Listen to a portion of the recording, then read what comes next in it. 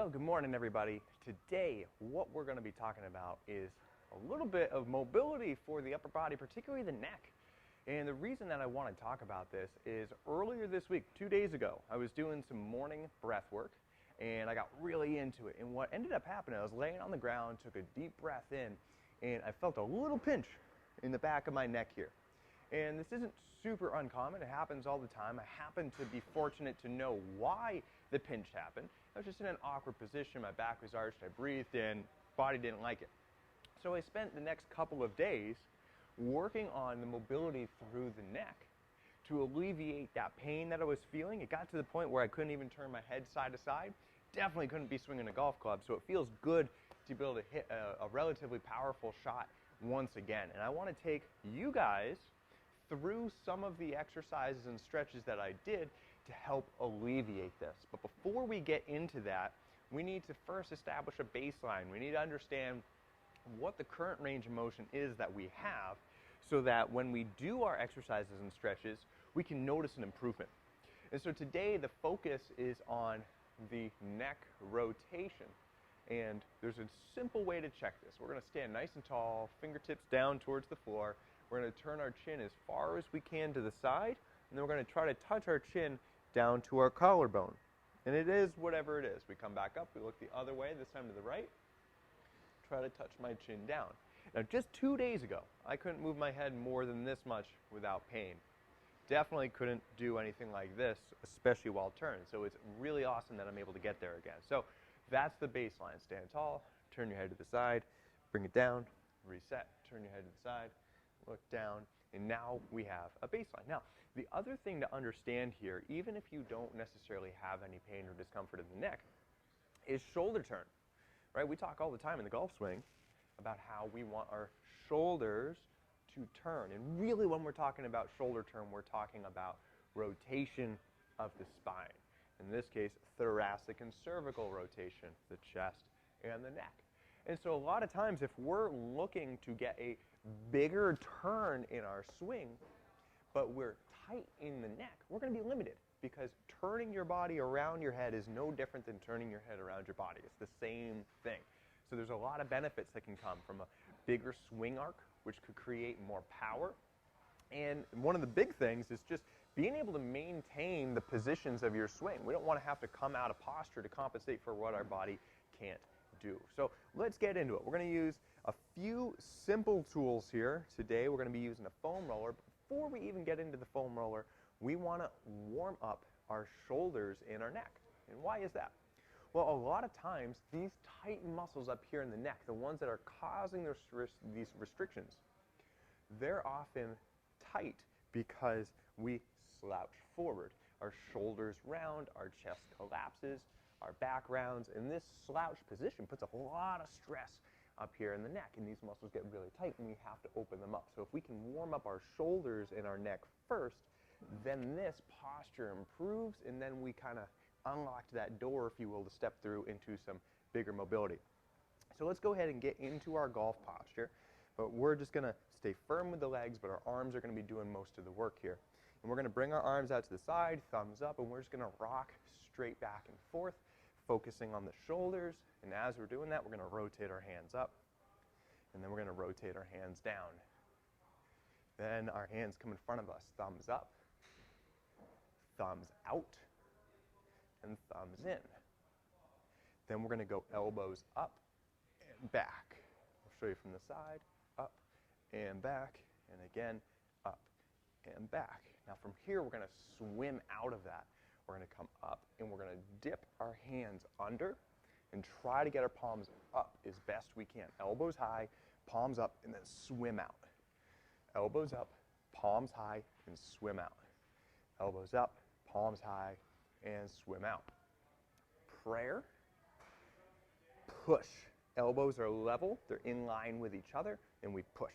While we're pushing, we're then going to push our fingers back and forth, stretch out the tight parts of the underside of the arm through the hand, really, really important.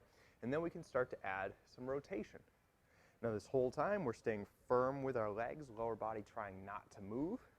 We're getting all this motion to come through our arms. Now, if you can't turn your hands as far as I can, don't worry about it. I couldn't go this far just 2 days ago. You just got to keep sticking with it, and your range of motion will improve over time. Now, we go from rotation into this spider, and then we rotate. This is one of my favorites. I almost always feel something going on in my shoulder, so it's great to work that out. Back to palms, elbows together, back and forth, pushing the whole time. Arms out to the side, elbows back, hands forward, palms down, small circles forwards, all the motions coming through your back and shoulders. Make it bigger, and then backwards. And then make them smaller. Now for the next part here, we can grab a golf club. The longer the better. Driver might be easier. But we're going to get both our hands on it. We're going to do some pass-throughs.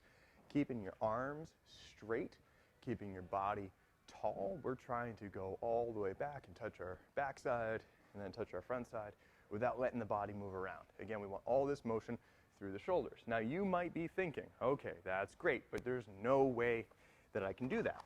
Well, we do have another tool. Let me grab it out of my bag here. And this tool can help us. So this is a power band. Okay, power band is one of my absolute favorite tools. It's always in my golf bag.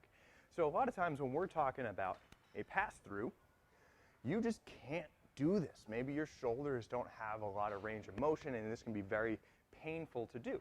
Well, great. Let's grab the band, because the band can give us that same motion, but at the same time, when you find a spot where you're like, I just can't go any farther, you pull on it. That gets your arms wider, and now we can break through into that new range of motion.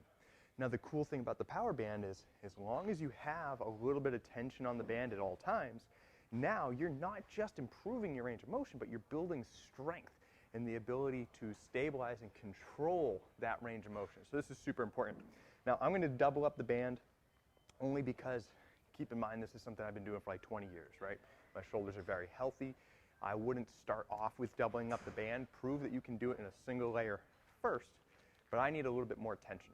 So I'm pulling on the band, back and forth, and let's do up 20 of these. There's 1, 2. You can see from the side, it's really easy to want to overextend your back. That's not the goal here. The whole time, core is engaged, butt is engaged, feet are pressed into the ground. We're going back and forward, just about 20 times. I personally feel this a lot in the front of my neck, the underside of my collarbone, going into the shoulder. This is awesome because that's the area that we're focusing on today to improve your head rotation. We got to get all this gunk opened up. So we're pulling on that band. It doesn't have to be super tight, but more tension gives us more effect. Okay? Now, if you need to, work one arm at a time. Just keep one arm straight, work it for a while, and then do the other. And then over time, you can do both of them at the same time. Great. So now we're feeling awesome. Shoulders are warm, neck is loose. Now we need to improve this rotation. So the next piece, I'm going to grab a foam roller. Now, we mentioned a little bit ago in this video that a lot of times the tightness in the neck, particularly all these muscles up here, the scalenes are what they're called, they prevent the head from turning side to side. If this is tight, then when I go to turn my head, there is no stretch. Okay, so we have to improve that. But again, this is usually tight from slouching. So the way to unlock this is actually through the shoulders. Again, why we warmed up the shoulders in the first place. So we're going to take the foam roller and we're going to spend some time rolling out the front of the shoulder and the front of the chest. This area gets super, super tight and we have to open it up. We have to create more stretch in the front so that we can improve this posture. So I like to take the foam roller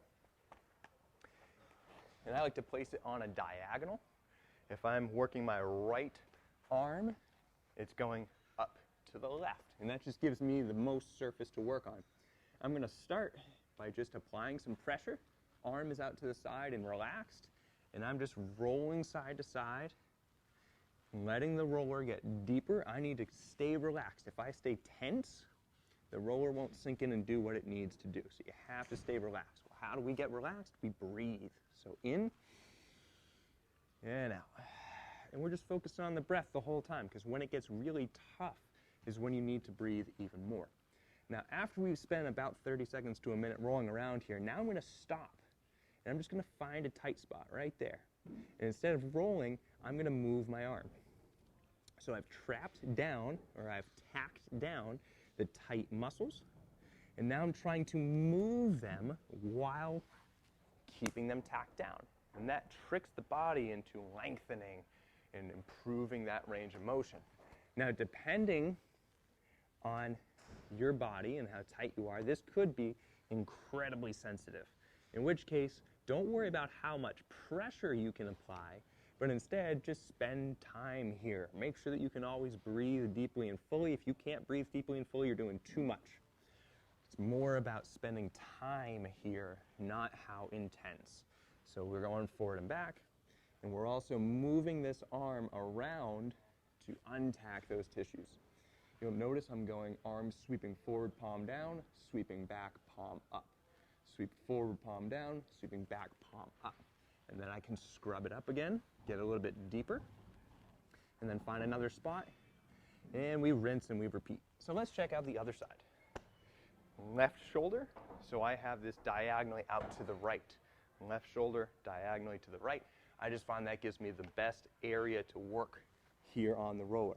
Arm out to the side, arm is relaxed, and I'm just rolling around, finding the tight spots like a rolling pin and just smushing them out. Again, listen to your body to understand what it can and can't do. And then after about 30 seconds to a minute, there's a spot right there. I just found a very good spot, so I'm going to breathe.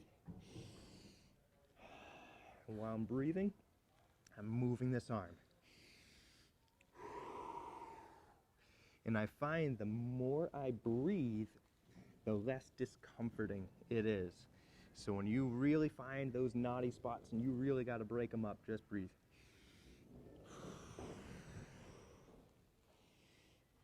So this arm, I'm going to spend a little bit more time, because right now I just found a gold mine here.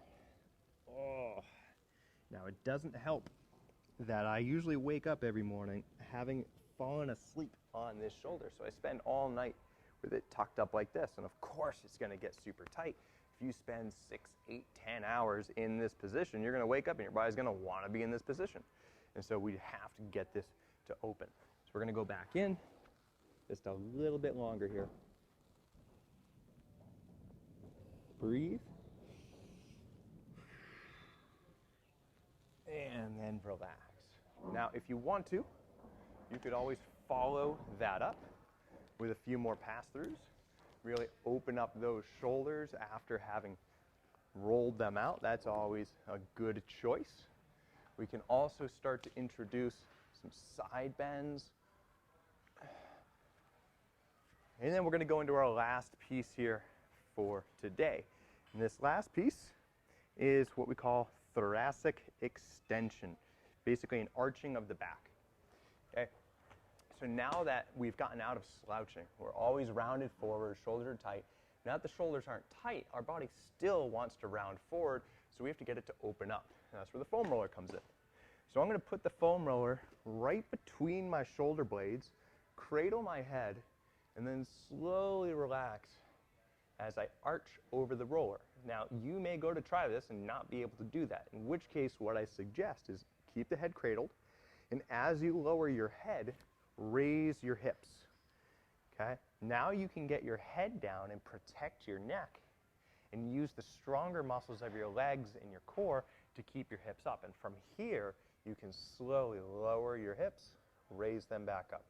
Lower your hips, raise them back up, with the ultimate goal of being able to get your butt and your head on the ground at the same time.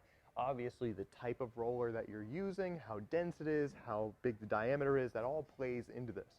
So if you have a very big roller like what I'm using right now, it might take a lot of time, in which case you could always switch to a smaller diameter roller like this one, and it's a lot less intensive in terms of how much the arch kind of hurts there, if you will. And we should note that pain is never good. Discomfort is not necessarily bad. So it's all about spending time here. Okay, now I'm going to roll back and forth, cradling the head, keeping the core braced, back and forth just between the shoulder blades, going from the base of the neck down to the shoulders, letting it relax, letting the tissue sink in, breathing. And now I'm going to start to add motion into my arms. We're going to improve shoulder range of motion in an extended position. Okay? A lot of you watching this may have limited range of motion in a compromised position. So we need to get you to have limited range of motion in a good position, and then we need to move into good range of motion in a good position. Okay? So it's just a little bit of a progression. Now, at this point, I'm going to sit up, and there's going to be a lot less tension on my body. My posture is better. I can feel my shoulders are back. My chest is up. My head is back. And now, all of a sudden, I have more range of motion. So we go back to our initial assessment. Stand tall, fingertips down. Turn your head to the side as far as you can go, and look down. Way better. Turn to the right, and look down. Way better. And so here we are in just about 10 minutes, and we've been able to improve the range of motion through our shoulders and our neck. And that's going to directly translate into our golf swing, because now all of a sudden, rather than trying to force our body to do something it couldn't physically do, now all of a sudden we can get into positions that we're like, oh, why couldn't I get there before? This seems so easy. But of course you couldn't get there before. Your body was too tight. So go ahead and follow along with this. Go through those exercises, get on the foam roller, whip out the power band, and I promise you it's going to feel better. If you have any questions, drop them down in the comments below. If you have any requests for areas that you want me to cover in the next morning mobility, also drop those down in the comments or shoot me a DM. And as always, movers, move better, play better.